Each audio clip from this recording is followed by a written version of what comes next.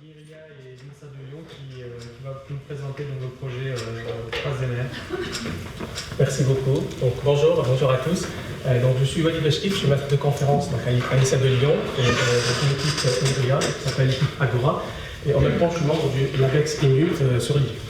Aujourd'hui, je vais vous parler un petit peu de deux projets qu'on mène depuis à peu près 4-5 ans à Lyon et qui concernent un peu l'utilisation des réseaux de microcapteurs à bas coût pour le suivi de la qualité de l'air principalement, mais récemment aussi des îlots de chaleur sur Lyon.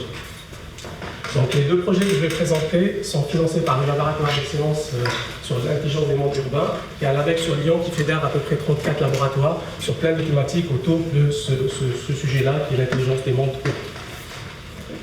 Donc je vais passer vite un petit peu sur l'introduction, je pense que c'est des choses que vous avez déjà entendues hier et avant-hier. Donc, comme vous le savez tous, donc, la qualité de l'air, la pollution de l'air, c'est un phénomène de plus en plus alarmant. Il y a plusieurs études qui montrent son impact à la fois sur la santé, mais aussi sur l'environnement. À travers ça, bien évidemment, l'impact aussi économique est non négligeable. Donc, d'où l'intérêt de bien caractériser ce phénomène-là avec une granularité spatiale très très fine. Donc, traditionnellement, cette caractérisation fine de ce phénomène-là, elle est assurée principalement grâce à la modélisation, donc des modèles physico-chimiques qui vont avoir les sources de pollution, les émissions, la météo, la représentation de l'espace urbain, et après qui simulent la dispersion de la pollution. Donc ces modèles physico-chimiques sont complétés, accompagnés souvent par des stations de référence, donc réglementées, opérées par les ASCO, les ASCOA. Et ces stations-là, elles présentent donc, des valeurs très précises. Par contre, elles sont relativement onéreuses, et en plus elles sont moins flexibles. Donc, d'où le nombre qui est relativement faible à l'échelle urbaine. Et du coup, donc, on assiste depuis quelques années, comme vous le savez tous, à l'émergence un peu de ces micro-capteurs à bas coût.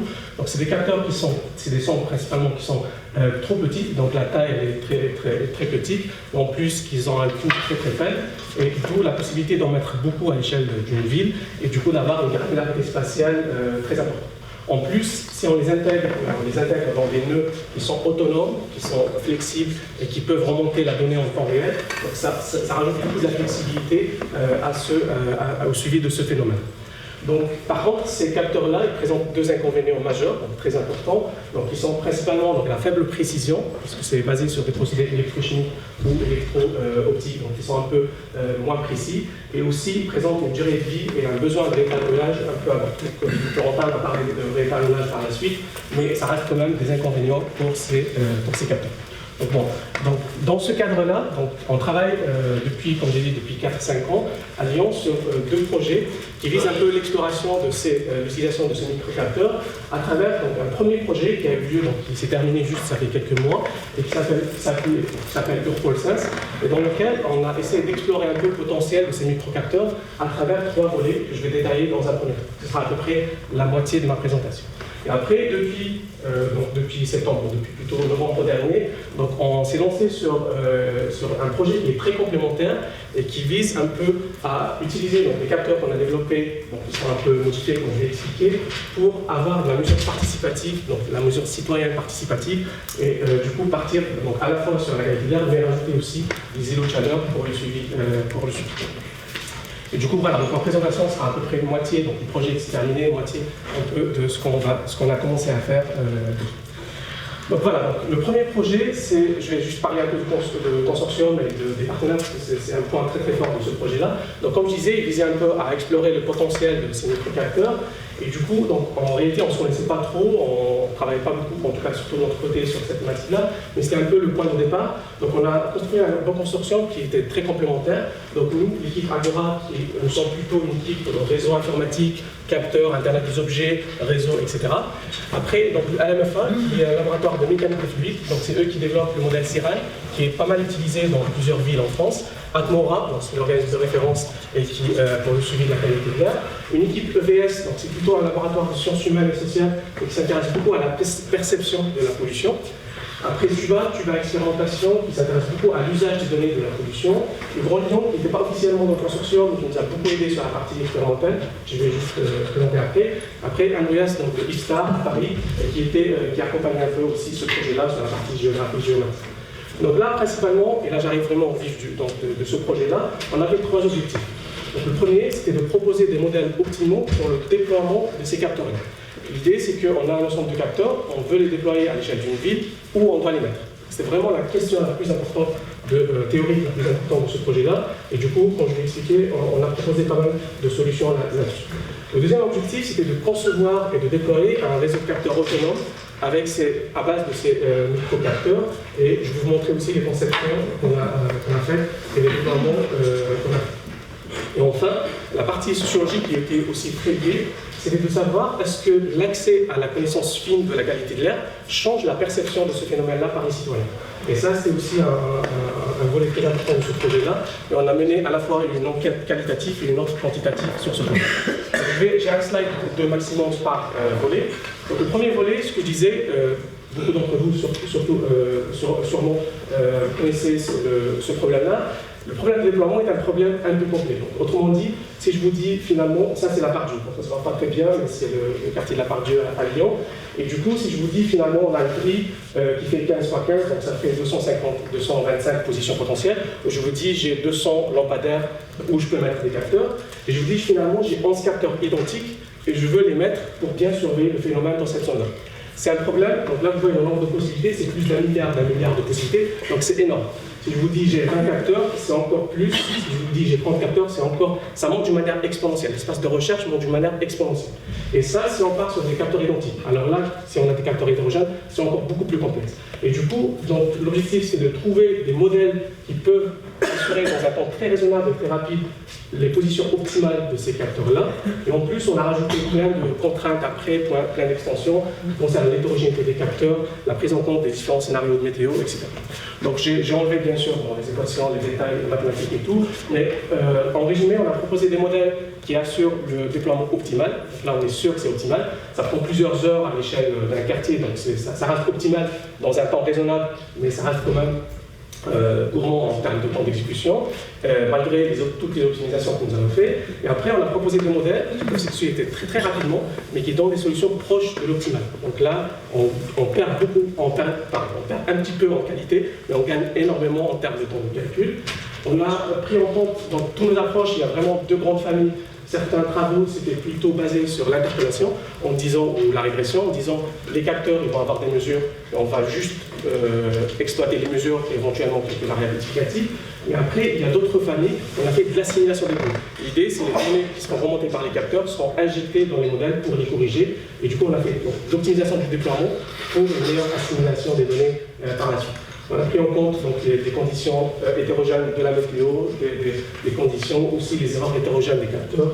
On a fait une simulation sur Lyon par Lyon, selon les travaux, et pour évaluer un peu les performances. Et dans un travail aussi, on a fait l'extension à une cartographie 3D. Donc une grande partie de ces travaux, c'était aussi fait en collaboration avec l'AMF1. Du coup, c'était un point fort de la collaboration entre des gens plutôt dans l'informatique, réseau et des gens de mécanique fluide, surtout sur la partie assimilation des données et la partie le passage aux données exploitées.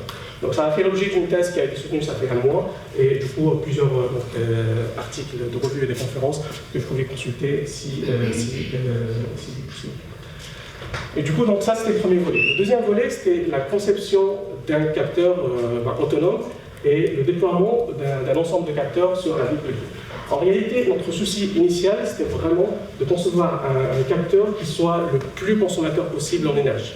Et du coup, là, on a réussi donc, à avoir des capteurs qui consomment, donc, avec des sondes Alpha 5, vous connaissez peut-être, qui consomment jusqu'à 20 milliampères, vraiment la consommation moyenne, donc, ce qui est vraiment très bas, et ce qui permet une autonomie énergétique très importante. Donc pour ça, on a commencé dans un premier temps avec des petits tests Arduino et tout, mais après on est parti directement sur une conception avec, vraiment de zéro, avec les microcontrôleurs à très basse consommation d'énergie, et après les composants vraiment qui consomment très peu d'énergie, et on a fait des optimisations à tous les niveaux. Donc au niveau du stockage, on stocke dans des mémoires temporaires qui consomment très peu d'énergie, et après dans la mémoire morte par la suite. On est une équipe réseau, donc c'est un peu notre point fort aussi. On a intégré des modules de transmission LoRa. Donc la LoRa, peut-être vous connaissez, c'est une technologie qui permet d'atteindre des distances très importantes, donc théoriquement jusqu'à plusieurs kilomètres, donc une vingtaine, trentaine de kilomètres. Nous, on arrive à atteindre quelques kilomètres. Et par contre, avec une consommation moyenne basse quand même. des technologies très intéressantes. Donc on a pu l'intégrer d'une manière efficace dans le boîtier. Le boîtier, donc il y a des versions avec ventilo et d'autres sans ventilation, donc avec une ventilation naturelle. J'ai un nœud qui est ici, je peux vous montrer tout à l'heure. Et après, on a aussi des batteries, on a des panneaux solaires aussi qui permettent de passer par la suite sur l'énergie solaire. Et comme j'ai dit, donc on a fait vraiment une optimisation sur tous les niveaux. Et on est plutôt content parce que par rapport au projet un peu dans cette thématique-là, le nœud il consomme vraiment très peu d'énergie. Et du coup, avec de grosses batteries, bon, on va les enlever dans la partie participative bien évidemment, avec les deux grosses batteries, ce nœud-là, il peut durer sans énergie solaire, sans rien, jusqu'à peu près 2 mois et demi, 3 mois, sans aucun problème.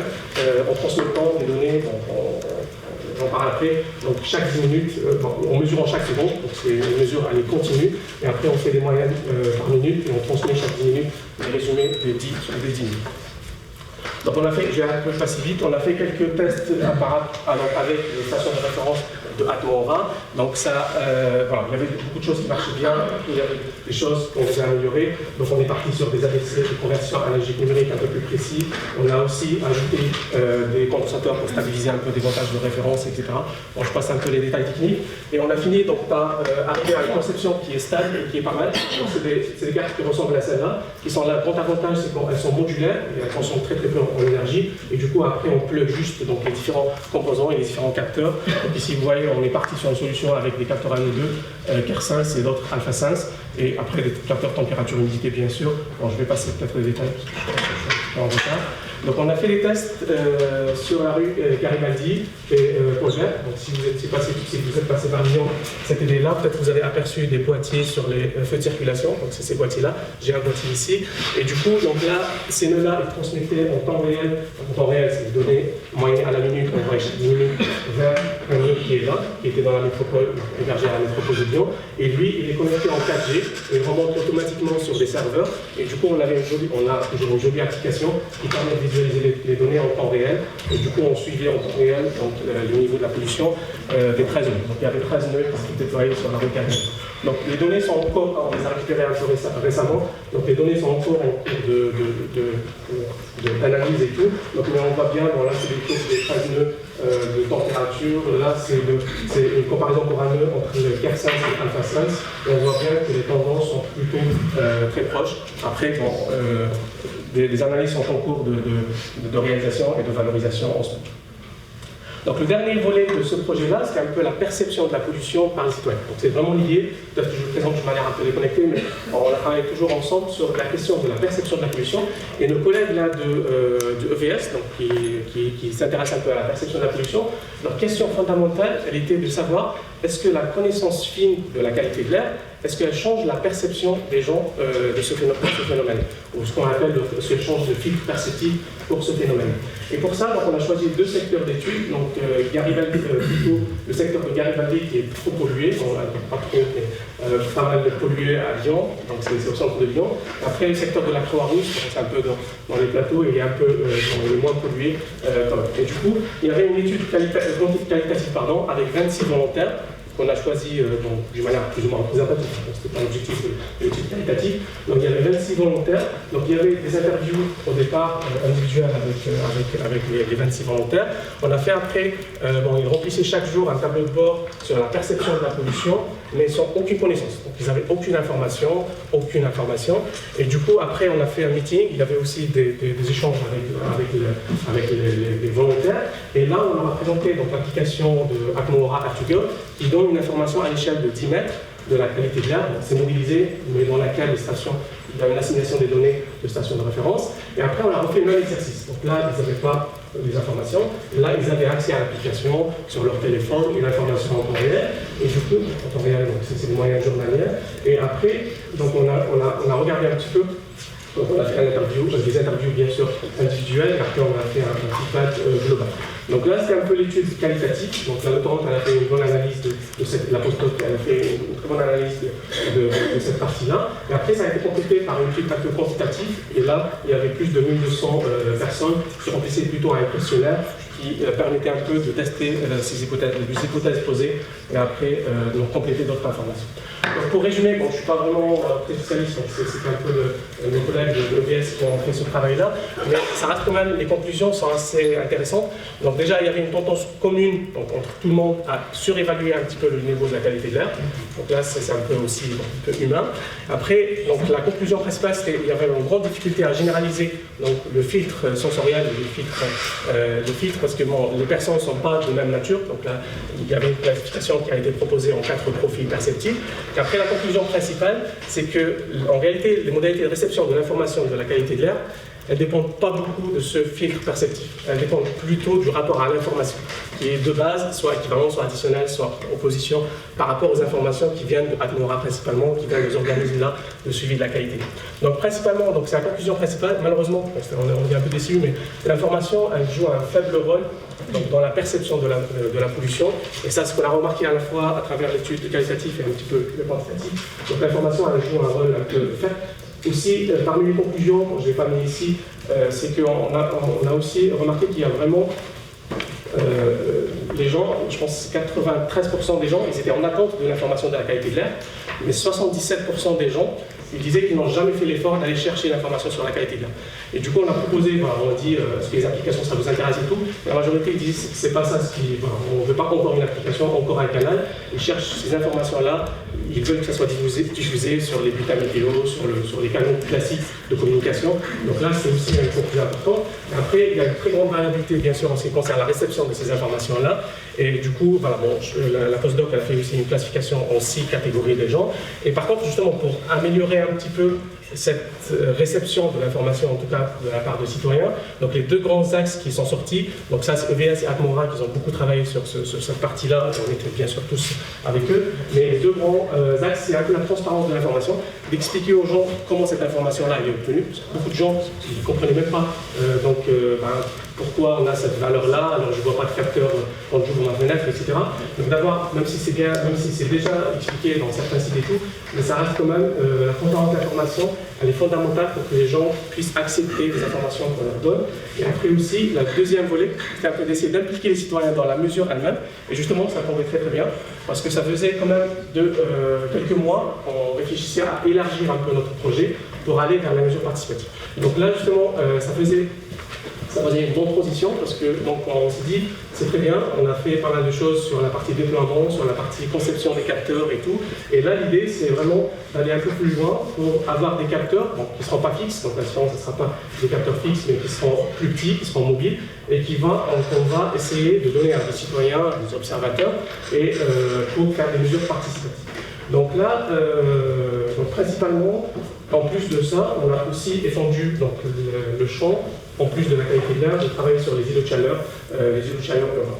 Donc là, je vais parler brièvement, c'est un nouveau projet qui a commencé depuis pas longtemps. Donc on a gardé un peu le même consortium qu'avant. Donc il y a les équipes Agora à la même fois, une équipe EVS Atmora. Et après, on a rajouté donc, la composante un peu îlot de chaleur. Et pour ça, donc, il y a une autre équipe de EVS qui est plutôt sur la géographie physique qui nous a rejoint. Et donc c'est Florent qui a présenté lundi dernier et son équipe. Et après, le Grand Lyon, bien sûr, on travaille beaucoup avec eux. Météo France pour la validation des capteurs de température.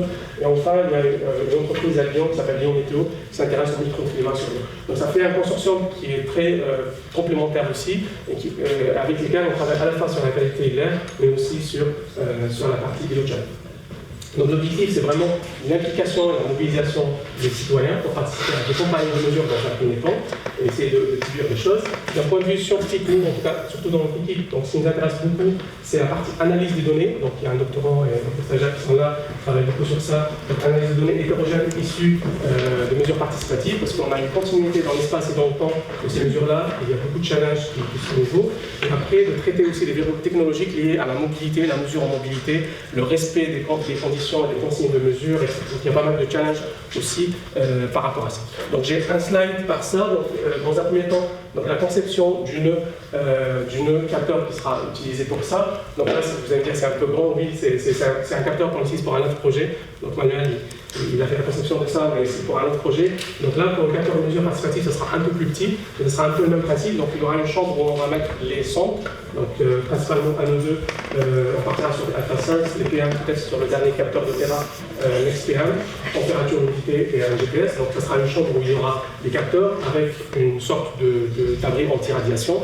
Ça sera peut-être pas avec cette couleur. Et après, il y aura une partie un peu plus petite où on va mettre donc, la carte électronique.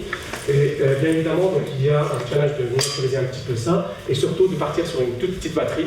Donc ça ne va pas durer 3 mois, ça va durer en mesure continue, ça va durer 3-4 jours, mais c'est largement suffisant pour des mesures participatives. Et après, donc, on fera des tests réels. Donc on a déjà commencé à faire ça. Donc, je vais vous montrer après l'état d'avancement sur ce volet. Et après, donc, comme j'ai dit, il y aura vraiment un grand challenge pour mobiliser les gens. Donc on est déjà parti, c'est déjà figé sur 2 quartiers, donc Saint-Fond au sud de Lyon, autour de la mairie, avec une variabilité spatiale importante, les accès autoroutes, etc. Donc il y a un projet de réaménagement derrière, et la responsable de ce projet-là, elle est à fond avec nous sur le projet. Et voilà, donc il y aura une mobilisation des gens très variés, donc des salariés de la zone industrielle, des volontaires, des habitants, etc. Et la deuxième campagne, ça sera au centre de Lyon, et on va essayer de viser donc, quelques zones, donc Presqu'île-Brun, la et un autre endroit qui n'est pas encore choisi. Et probablement, ce sera avec des campagnes piétonnes et d'autres en vélo. Donc, bien évidemment, donc le choix est aussi guidé par le passage de l'ANSAT par Lyon. Comme ça, on pourra aussi étudier les corrélations de la température de surface avec les températures qu'on va mesurer. Et enfin, il y a un grand travail sur le recrutement, bien sûr, sur le recrutement qu'on va faire. Les compagnies de mesure seront précédées de l'établissement de carte mentale pour aussi étudier après les corrélations. Enfin, il y aura des solutions. Désolé, je passe un peu vite. Donc sur la partie analyse de données, elle est vraiment, je vous détaille ce slide-là, mais je vais aller un peu vite. Donc ça, c'est un projet, donc ça fait l'objet d'une thèse dans ce cadre-là. L'idée, c'est d'essayer de comparer, parce qu'il y a 2 grandes familles d'approches. Soit on va se baser seulement sur les mesures et faire de la régression, donc avec les dernières techniques de réseau de neurones. Donc l'idée, c'est vraiment de comparer ce qui existe, donc les approches classiques, la régression linéaire, parallèle, après de comparer avec les dernières méthodes de réseau de neurones. Et les autres approches bien sûr, et de comparer ça avec l'assimilation des données qui consiste à assimiler les données dans les cartes simulées. Donc voilà, il y a beaucoup de challenges qu'on est en train de faire. On a déjà des premiers résultats là, je ne les présente pas, mais on a déjà des premiers résultats pour déduire dans quelle situation ils vont mieux partir sur la régression et dans quelle situation ils vont mieux partir sur l'assimilation et avec, selon les conditions, selon l'intensité, l'hétérogénéité des capteurs, etc. Et enfin, donc voilà, je termine avec les derniers slides, c'est la conclusion. Donc c'est juste pour dire, on a commencé à travailler ensemble, donc on ne se connaissait pas beaucoup entre nous, c'était un peu difficile, les gens de sciences humaines, les gens de mécanique des fluides, des informaticiens, des praticiens. Donc ça a permis pendant 3 ans, on a pu faire des choses ensemble, travailler ensemble, faire des déploiements, etc.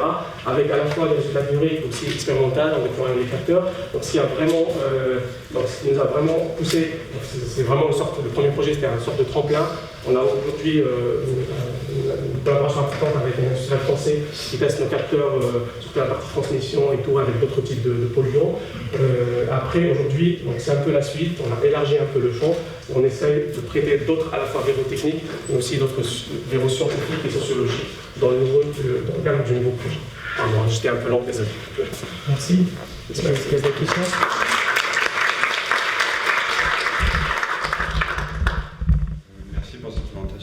Moi j'ai une question, peut-être, enfin, en préambule à d'autres questions.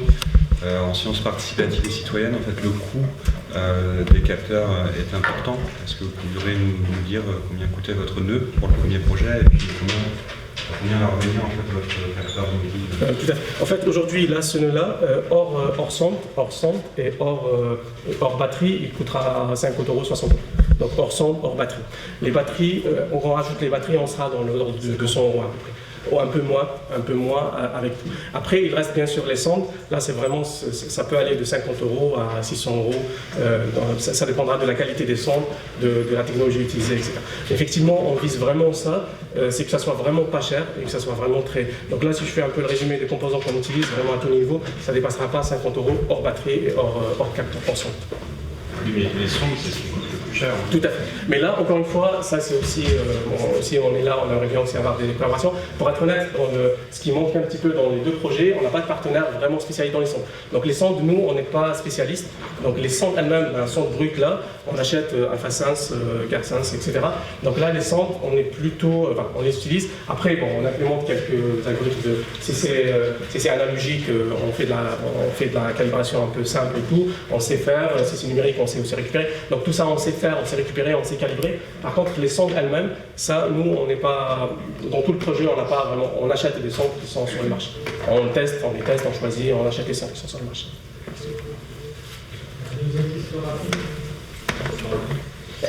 Oui, bonjour. Moi, je pense que pour intégrer les citoyens dans ce genre de projet, je pense que le volet assimilation des données dans les modèles est super important. C'est quasiment un point clé. Vous êtes allé très vite là-dessus. Vous faites concrètement comment? Vous avez le modèle Atmo avec de la dispersion de polluants. Après, vous avez vos interpolations avec vos mesures, mais comment vous reliez les deux? Oui, en fait, la question, merci beaucoup. La question, justement, c'est quelque chose que j'aime bien en détail. En fait, là, ce qu'on a aujourd'hui, c'est qu'on a les modèles de Atmora, c'est le modèle Sierra qui est initialement développé par le MFA, donc c'est un modèle qui fait la dispersion. Et après, on a aussi une idée sur les variances, les covariances des erreurs de ces modèles. Donc là, c'est des choses qu'on valide grâce aux stations de référence et qu'on essaie de valider. Donc on a le modèle, on a une idée sur les variances et les covariances des erreurs. Après, derrière, donc, il y a les capteurs qui vont donner des informations et on va essayer d'utiliser les capteurs pour corriger ces modèles. Donc déjà, la première remarque très importante, c'est que c'est clair, si les capteurs, c'est un des résultats très récents, il y a un seuil toujours, si les capteurs, à partir d'un certain seuil, sont mauvais, en fait, on ne va pas corriger, on va même dégrader le modèle. Donc ça, c'est déjà, si les capteurs sont trop mauvais, ça ne sert pas à grand-chose. Par contre, il y a à partir d'un certain seuil, même si les capteurs sont moyens, on va pouvoir améliorer. Donc vraiment pour simplifier, je donne vraiment l'idée très simple si le modèle il va me dire que dans ce point-là j'ai 50 microgrammes par mètre cube, dans ce point-là c'est 60, dans ce point-là c'est 70, et après je mets des capteurs qui sont plus bons que le modèle, ils vont me dire ici, donc la valeur mesurée c'est 52, ici c'est 63, ici c'est 74. Donc c'est clair que le modèle il sous-estime la pollution, et du coup il faut qu'on corrige de telle sorte qu'on va augmenter, par contre, dans chaque point, avec un rapport qui sera une pondération entre 2, 3 et 4. Parce que le capteur, ici, il a dit que la différence est 2, là c'est 3, là c'est 4. Donc là, il faut corriger en augmentant, mais la question fondamentale dans l'assimilation, et ça c'est un point très important, quel est le point? Parce que là, il m'a dit que l'erreur elle est plus 2, là c'est plus 2, plus 3, là c'est plus 4. Donc comment je vais corriger? Je vais propager ces corrections-là. Et c'est exactement ça ce qu'on fait. Donc dans l'assimilation, il y a cette question-là de comment on propage la correction à partir des mesures. Ça c'est le premier point clé. Et le deuxième, comment intégrer aussi les erreurs de mesure. Parce que la mesure elle-même, c'est pas la réalité. Elle présente aussi une erreur. Et du coup, donc là, c'est les deux points qui sont clés et qui permettent un peu après de corriger les modèles et d'avoir une valeur qui est plus proche de la réalité. Mais effectivement, la partie citoyens, je pense qu'ils sont très sensibles à cette question-là, de voir des cartes qu'on nous donne qui sont dites fins, mais qui sont en pleine harmonisation. S'ils voient qu'ils ont une valeur ajoutée pour améliorer ces cartes-là, là, c'est de nouveau un gagnant. On est bien d'accord.